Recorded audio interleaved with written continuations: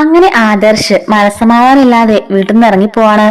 ആ വന്ന കുട്ടി ആരാണെന്ന് കണ്ടുപിടിക്കാനായിട്ട് അവൻ ഇവിടെ നിന്ന് ഇറങ്ങിപ്പോകുന്നുണ്ട്. ഈ സമയത്ത് നയന അവിടെ കിടന്ന് കരഞ്ഞോണ്ടിരിക്കുന്നു കേട്ടോ. അങ്ങോട്ടേക്ക് മുത്തശ്ശനും മുത്തശ്ശിയൊക്കെ വന്നിട്ട് ചോദിക്കാണ്, നയന മോളെ നീ വിശ്വസിക്കുന്നുണ്ടോ ആദർശിന് ഇങ്ങനൊരു അഫയർ ഉണ്ടാകുമെന്ന് വിശ്വസിക്കുന്നുണ്ടോ എന്നൊക്കെ ചോദിക്കാണ്. ഇതിന്റെ ഫസ്റ്റ് പാർട്ട് വീഡിയോ നമ്മൾ കഴിഞ്ഞോളിൽ അപ്ലോഡ് ചെയ്തിട്ടുണ്ട്. കാണാത്തൊന്ന് കണ്ടു നോക്കുകയാണെങ്കിൽ ഇതെന്താണ് സംഭവം എന്നുള്ളത് മനസ്സിലാവും കേട്ടോ. നയന പറയാണ്, മുത്തശ്ശ ഇതുപോലൊരു കൊച്ചുകുട്ടി വന്നിട്ട് അച്ചാന്നും വന്ന് കെട്ടിപ്പിടിക്കുമ്പം നമ്മൾ എങ്ങനെ അതിനെ പൂർണ്ണമായിട്ട് ഒഴിവാക്കുക? എനിക്ക് ആദർശത്തിന് വിശ്വാസമൊക്കെ തന്നെയാണ്, പക്ഷെ ആ കുട്ടിയുടെ മുഖം കണ്ടാല് ആ കുട്ടി കള്ളം പറഞ്ഞാണെന്ന് തോന്നുവോ എന്നൊക്കെ ചോദിക്കുന്നുണ്ട്. ആ കുട്ടി ഇടയ്ക്കിടയ്ക്ക് പറഞ്ഞത് കേട്ടില്ലേ, എന്റെ അമ്മയെ കാണാന് എന്താ അച്ഛൻ വരാത്തേന്ന്? അപ്പൊ ഒന്ന് ആലോചിച്ച് നോക്കിയേ മുത്തശ്ശ, എനിക്ക് ഉണ്ടാകുന്ന മാനസികമായുള്ള ബുദ്ധിമുട്ടൊന്ന് ആലോചിച്ച് നോക്കിയേ. കഴിഞ്ഞ ഒരു വർഷമായിട്ടുള്ള എനിക്ക് ആദർശത്തിനെ അറിയുള്ളൂ. ആ കുട്ടിക്ക് ഏകദേശം ഒരു 5-6 വയസ്സ് കാണില്ലേ എന്നൊക്കെ നയനെ ചോദിക്കാണ്. മുത്തശ്ശനും മുത്തശ്ശിയും അവിടെ നിന്ന് നയനെ ആശ്വസിപ്പിക്കുന്നുണ്ട് കേട്ടോ. ഇതേ സമയത്ത് തന്നെ ആദർശ് ഒരു സമാധാനം ഇല്ലാതെ നേരെ ശ്വേതയുടെ വീട്ടിലേക്കാണ് പോകുന്നത്. അങ്ങനെ ശ്വേതര് പോയിട്ട് പറയാണ്, എന്താ സംഭവിച്ചെന്ന് മനസ്സിലാകുന്നില്ല ശ്വേത. പെട്ടെന്നൊരു കുട്ടിയും കൂട്ടി കുറെ പോലീസുകാർ വരുന്നു. അങ്ങനെ എന്റെ മകളാണിതെന്ന് പറയുന്നു. അങ്ങനെ എന്തൊക്കെയോ അവിടെ സംഭവിക്കുകയാണ് എന്നൊക്കെ പറയുന്നുണ്ട്. നയനയാണെങ്കിൽ അത് വിശ്വസിച്ചിരിക്കുക. നയനയോട് ഞാനിന്ന് പ്രപ്പോസ് ചെയ്യാനൊക്കെ ഇരിക്കുകയായിരുന്നു. വീട്ടില് വലിയൊരു സന്തോഷമുള്ള ദിവസം നടന്നുകൊണ്ടിരുന്നത് അന്നാ ഇങ്ങനെയൊക്കെ സംഭവിക്കുന്നേ എന്നൊക്കെ പറയുന്നുണ്ട്. അങ്ങനെ ശ്വേത പറയുന്നുണ്ട്, സാരമില്ലടാ നീ വിഷമിക്കാതെ എന്നൊക്കെ പറയുന്നുണ്ട് കേട്ടോ. അങ്ങനെ കുറെ നേരത്തിന് ശേഷം ആദർശ് വീട്ടിലേക്ക് തിരിച്ചു വരുന്നുണ്ട്.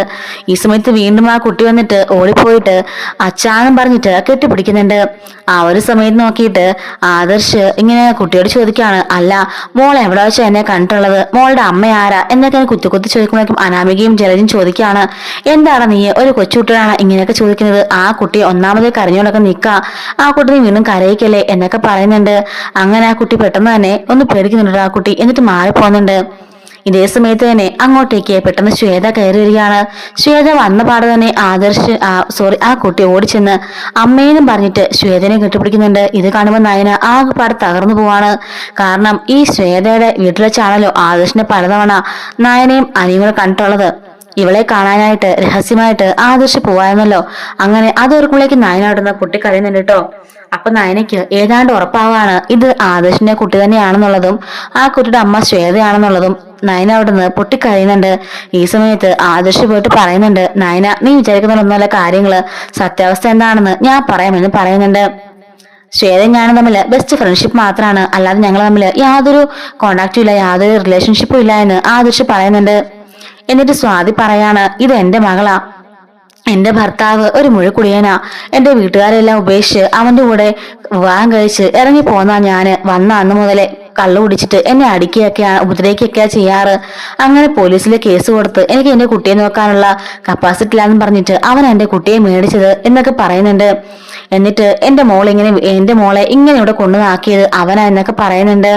എന്നിട്ട് പറയുന്നുണ്ട്, ആദർശ് ചേട്ടന്റെ വീട്ടിലേക്ക് വന്നിട്ട് അവന്റെ സങ്കടങ്ങളൊക്കെ പറഞ്ഞ് കരഞ്ഞു.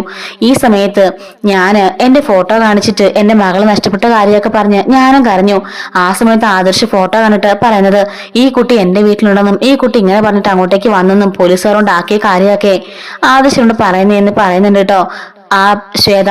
എന്നിട്ട് എന്നിട്ട് ആ പെൺകുട്ടി ഇങ്ങനെ കെട്ടിപ്പിടിക്കുന്നുണ്ട്.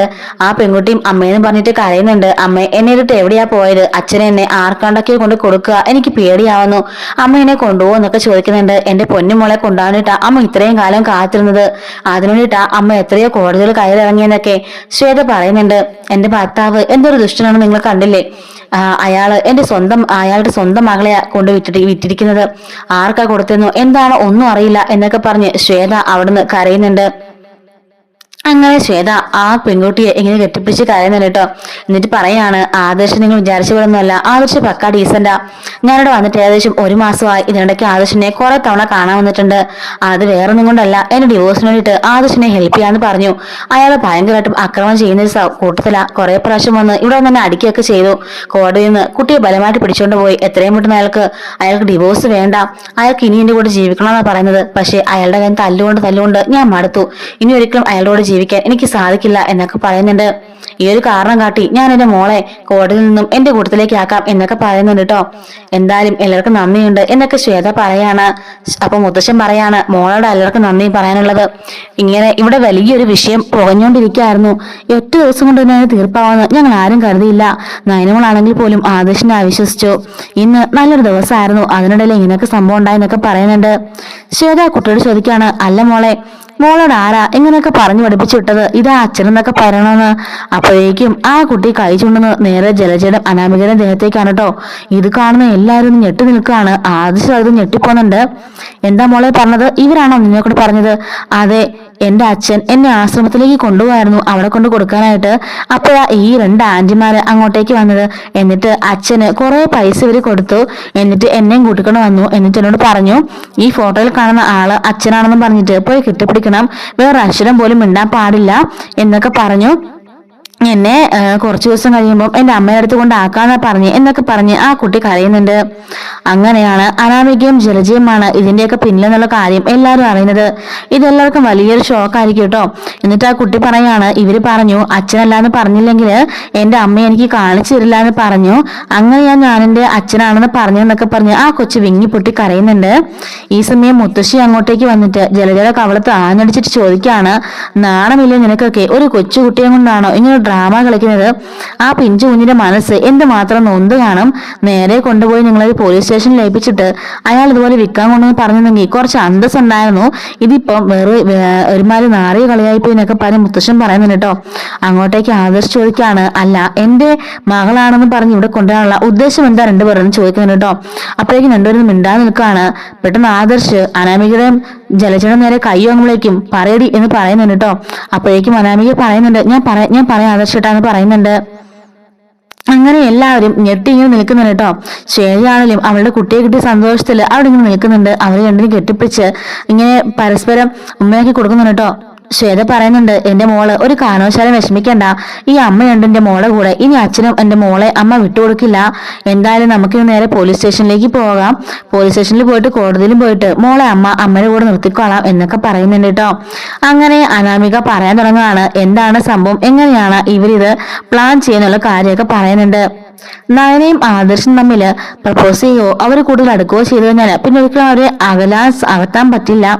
എന്തെങ്കിലും ഒരു വിഷയം ഉണ്ടാക്കി ഇവരെ തമ്മിൽ അകറ്റണം എന്നിവർ രണ്ടുപേരും പ്ലാൻ ചെയ്യാണ്.